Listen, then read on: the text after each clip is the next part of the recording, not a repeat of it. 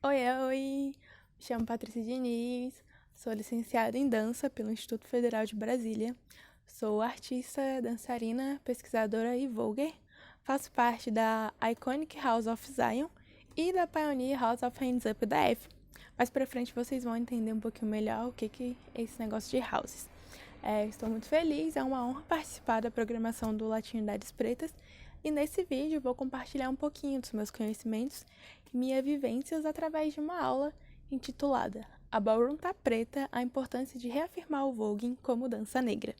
Essa aula é baseada teoricamente numa pesquisa de minha autoria, que está em andamento, foi apresentada inicialmente no Ser Negra, ano passado, em Salvador, e veio se desenvolvendo e tem aí algumas projeções maiores para o futuro. Então, vamos lá!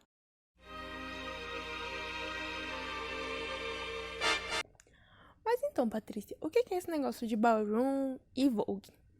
A cultura dos ballrooms é a cultura dos balls, em português, bailes. Esses bailes surgiram por volta da década de 60 no Harlem, um bairro da periferia de Nova York, e eram frequentados pelas pessoas LGBTQIA+, negras e latinas daquela região. Tinham também por características serem um momento de celebração em que aconteciam batalhas de performance entre os participantes. O voguing é a dança que nasceu dentro das balls.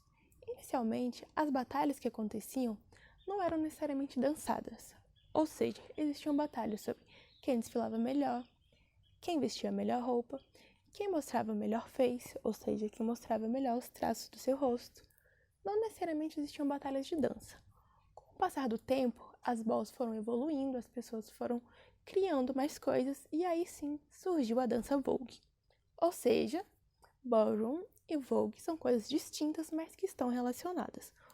A ballroom surgiu e o vogue surgiu de dentro da ballroom.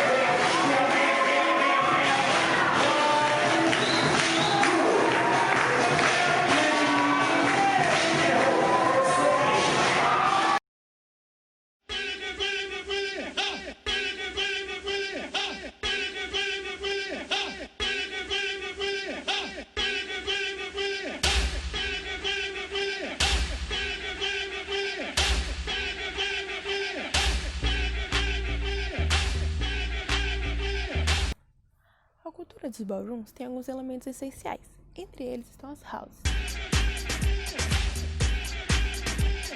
O que é uma house? Em português, house significa casa, mas não é nesse sentido físico de uma casa construída com materiais de construção. As houses são a forma como seus integrantes se sentem e se veem como uma família. Como assim? As houses costumam ter seus pais e ou mães. Não necessariamente uma casa tem um pai e uma mãe. É muito livre esse formato, mas sempre vai ter uma pessoa, um pai e ou uma mãe, também conhecido como mothers and fathers, que atuam no cuidado e no acolhimento dos demais membros, que são conhecidos como seus filhos. As houses desempenharam um papel muito importante na comunidade ballroom. Por quê?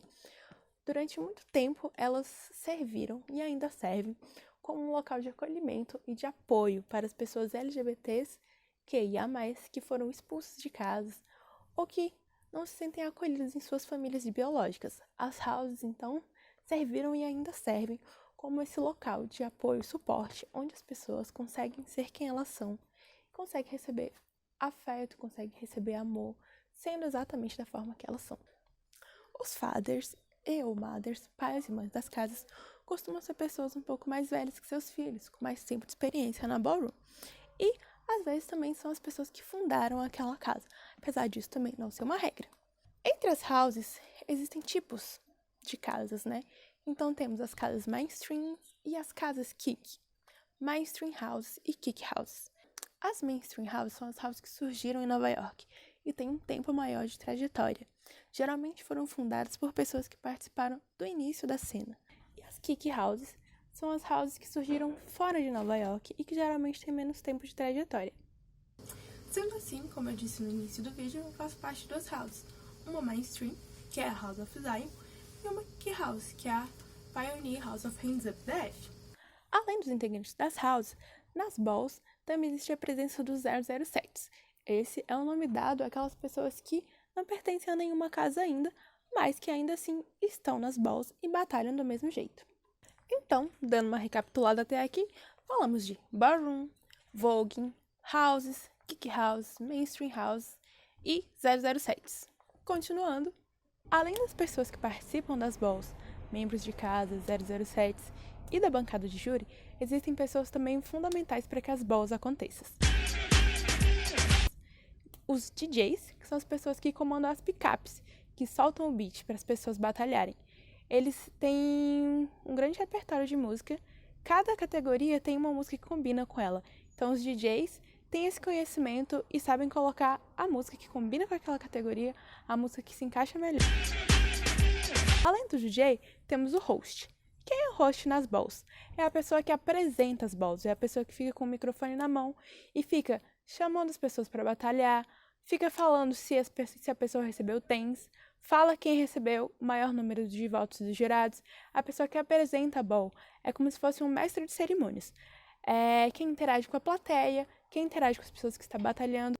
A pessoa que faz com que o momento da ball seja acolhedor, que as pessoas ali se sintam à vontade e confortáveis de estar ali. Também é a pessoa que explica alguns elementos da ballroom para quem nunca foi numa ball.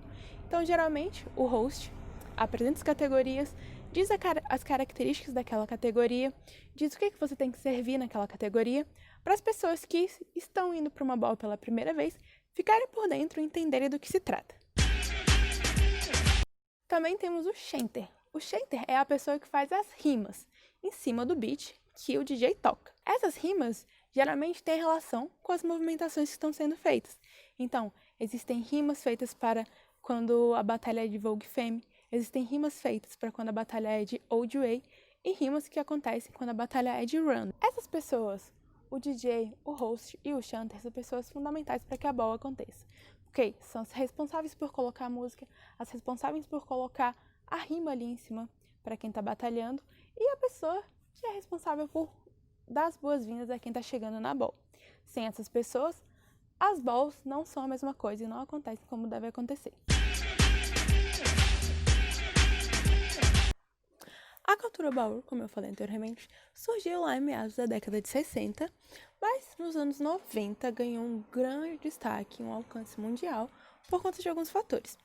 Entre esses fatores está o lançamento do videoclipe da Madonna, Vogue, que ficou mundialmente conhecido e que conta com alguns integrantes da cena ballroom. E com o lançamento do documentário Paris is Burning, de Jane Livingston, que também ficou muito conhecido e foi premiado várias vezes. Esses dois fatos contribuíram bastante para a popularização e para que a cultura ballroom e o Vogue tivessem um alcance mundial.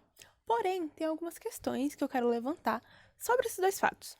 A primeira delas é que, apesar do videoclipe ter sido lançado nos anos 1990 e ter ficado mundialmente conhecido, é sempre importantíssimo ressaltar que ali não foi o início do Vogue, não foi o início da ballroom, que a cultura ballroom nasceu no Harlem, com pessoas LGBTQIA+, pretas, latinas e periféricas. Não foi com o clipe da Madonna, beleza?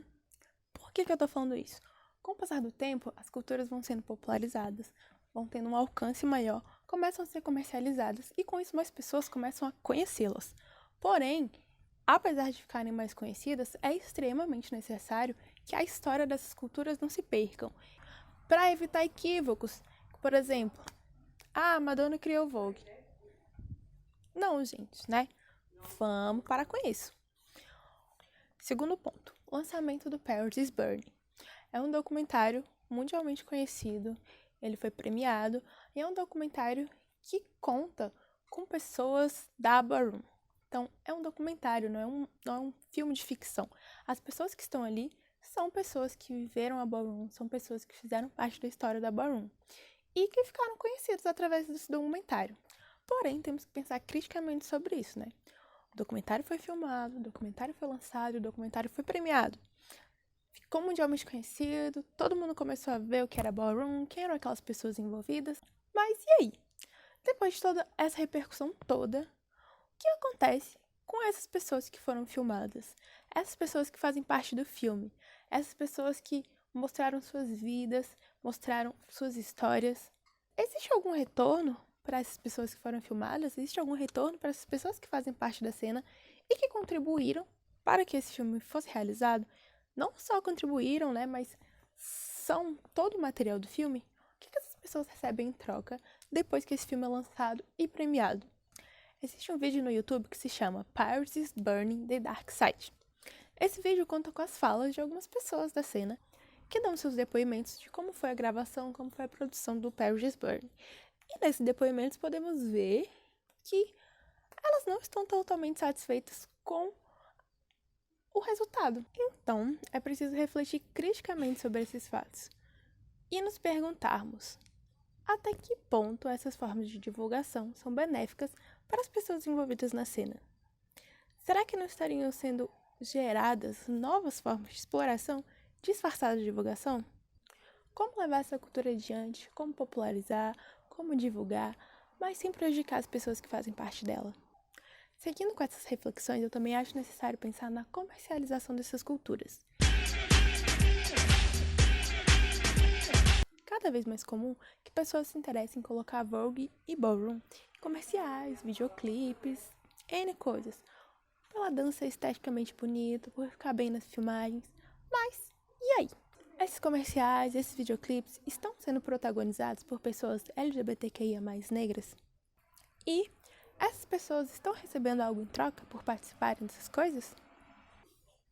Então precisamos pensar, se é para a cultura ser comercializada, que estejam ali as pessoas que realmente representam o que aquela cultura é. Que estejam ali as pessoas LGBTQIA+ negras, que estejam ali as travestis, que foram as pessoas que criaram esse movimento, que foram as pessoas que criaram a Ballroom e que merecem estar em destaque. Eu sei que eu fiz vários questionamentos aqui e eu realmente não tenho a resposta para todos eles. Eu levantei aqui algumas questões para pensarmos juntos. Você que está assistindo, eu que estou aqui. Essas questões não têm respostas prontas, não têm respostas certas. São simplesmente reflexões que a gente tem que estar pensando todos os dias. E existe uma reflexão que é essencial para essa aula, é essencial para minha pesquisa e é essencial para entendermos a Ballroom, que é a representatividade de pessoas negras. Como eu disse no início do vídeo, a Ballroom nasceu entre pessoas negras. Então, é essencial que pensemos formas de que ela permaneça assim, sendo majoritariamente composta por pessoas negras. É muito comum que culturas negras, ao se popularizarem, ao ficarem mais conhecidas, ao atingirem um número maior de pessoas, comecem a se embranquecer. Então, penso que mothers e fathers, pais e mães de casas, devem atentar essa formação de suas famílias, buscando sempre acolher o maior número de pessoas negras. Porém, não por um simples número quantitativo, não para ter mais pessoas negras como se fosse simplesmente um número, mas por realmente entenderem e se importarem com a presença daquelas pessoas ali, entenderem que elas fazem parte da história daquilo, e penso que isso não é só uma tarefa de mães e pais, mas sim uma tarefa de todas as pessoas que compõem a cena Ballroom. Mães, pais, filhos, 007, as pessoas que frequentam as balls, todo mundo que faz parte disso deve refletir e pensar se aquele espaço está sendo ocupado majoritariamente por pessoas negras. E não estou falando aqui que pessoas brancas não podem participar, não podem fazer parte da cena. Não é isso. Estou falando aqui, majoritariamente, o protagonismo tem que ser de pessoas negras. Pessoas brancas estarão lá? Estarão lá, mas desde que saibam o seu espaço, desde que saibam que aquela cultura nasceu entre as pessoas negras. Então, vocês, enquanto brancos, o que podem fazer para que essas pessoas negras estejam em destaque?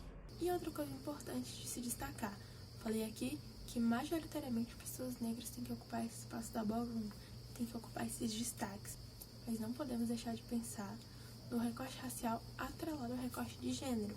Então, travestis negras têm que estar em destaque, homens trans negros têm que estar em destaque, pessoas não binárias negras têm que estar em destaque. A sigla LGBTQIA+, abrange uma série de diversidades, abrange uma série de particularidades, e elas têm que estar representadas, têm que estar em destaque dentro dessa cultura que nasceu com essas pessoas. E vou falar mais uma vez que o desejo por ter essas pessoas presentes na comunidade, presentes na cena, tendo destaque, não deve ser só por um número quantitativo. Não deve ser só para falar que existem X travestis negras, existem X não binários negros, existem X homens trans negros. Tem que ser por realmente enxergarmos a importância daquelas pessoas estarem ali, a importância desses corpos estarem ali naquele espaço. E se essas pessoas já fazem parte da cena, em suas casas ou sendo 007, temos que pensar na manutenção dessas pessoas da cena. Então, se elas já estão ali, como cuidamos para que elas permaneçam? Como fazemos para que elas se sintam acolhidas, para que elas se sintam bem nesse ambiente da Ballroom, para que elas sintam vontade de permanecer naquele ambiente? para além de trazer novas pessoas, temos que pensar também como manter as que já estão. Se mantermos as pessoas que já estão na cena bem, saudáveis, com saúde mental, com saúde física, aí sim podemos pensar em acolher mais. Não temos que ter essas pessoas por perto, não temos que ter essas pessoas dentro da ballroom simplesmente por uma questão numérica. Essas pessoas têm que fazer parte por entendermos a importância que elas têm para a comunidade, por entendermos que ali é o espaço delas, por entendermos que precisamos pensar todos os dias em como mantê-las saudáveis. Porque, para além dos momentos da ball, para além dos momentos das batalhas, para além dos momentos de diversão que acontecem nos bailes, temos que pensar que a cultura ballroom é muito mais do que isso.